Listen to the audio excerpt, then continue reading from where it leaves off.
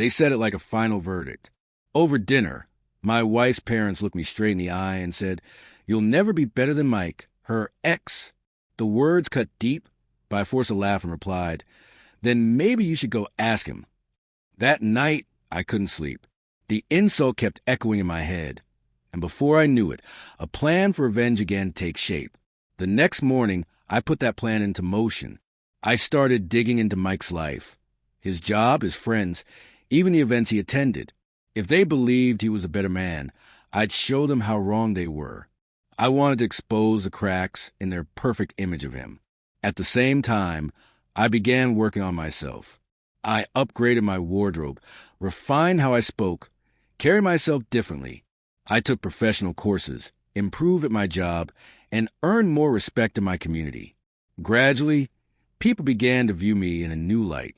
My wife noticed, though something in her expression told me my transformation made her uneasy. But I wasn't just trying to compete with Mike anymore. I wanted to completely destroy the ideal her parents had built around him. So, I arranged to meet Mike for coffee. Seeing him in person, I realized he was ordinary. Charismatic, yes, but far from special. That discovery gave me confidence. After that, I began planting subtle seeds. Whenever his name came up with her parents, I'd slip in remarks like, "Mike's a nice guy, but he does have a habit of making promises he can't keep." Bit by bit, their certainty about him began to crumble. Meanwhile, my wife watched me with unreadable eyes. I found myself craving her parents' approval more than ever.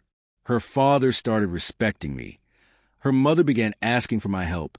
Their praise was intoxicating. But something inside me had shifted. I wasn't fighting for love anymore. I was fighting for pride. Eventually, I invited her parents over for dinner. Calmly, I reminded them of all the years I'd supported their daughter. Then I showed them a message from Mike that revealed just how careless he really was. Their faces fell. I thought I'd finally won. My wife even placed her hand on mine, and for a brief moment, I believed everything was finally right. But victory came with a price. After that night, my wife grew distant. Bit by bit, she withdrew from me, as if she no longer recognized a man sitting across from her. One evening, I found a hotel receipt tucked in my coat pocket, proof she'd been somewhere I knew nothing about. My chest tightened. When I confronted her, she confessed she'd been confused, tempted by memories of her past. She said she felt lonely in our marriage. Her words shattered me. I had spent so much energy proving myself that I'd forgotten to care for her heart. Instead of softening, I made it worse. At a charity event, I publicly confronted Mike, trying to expose him as a fraud. But he stayed calm, composed, and I came off as a bitter one. The crowd whispered. My wife's face turned pale, and I knew I had crossed a line I couldn't return from. The fallout was harsh. Friends began to distance themselves. My in-laws shrank away in embarrassment. My wife left to stay with her sister, saying she needed space. All my achievements suddenly fell hollow. Revenge had consumed everything. Then came the cruelest twist. Her parents finally admitted they'd been wrong to compare me to Mike. They even apologized. It should have felt like victory. But when I looked at my wife, all I saw was sorrow.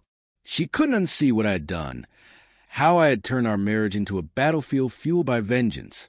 She told me quietly that she was leaving, not because she still loved Mike, but because she couldn't stay with a man who had let pride destroy love. My apologies came too late. The divorce was quiet, but agonizing. Dividing the house, the furniture, even the photo albums, all felt like tearing our shared life apart piece by piece.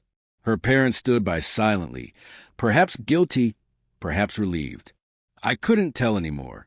One morning, she came by to collect the last of her things. She looked at me with clear, sad eyes and said softly, "You proved them wrong, but you didn't prove me right." Then she walked out, closing the door behind her. And that silence, that final silence, was a true end to my revenge. It didn't leave me victorious. It left me empty, with nothing but regret.